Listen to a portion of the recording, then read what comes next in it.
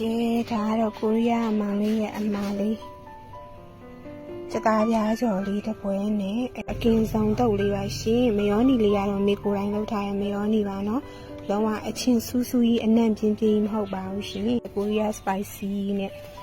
မာလာစီမွေးနဲ့မာလာအကင်မှုန့်လေးတွေနဲ့တုပ်ထားတာပေါ့နော်ဒီကဘာပဲလို့စီမံထားပြီးတော့လုပ်ပါရှင်